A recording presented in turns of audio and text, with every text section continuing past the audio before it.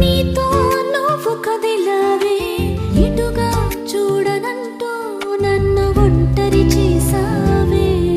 ఏకాంత వేళలో ఈ కాంతి లేదురా, నలుసంత కూడా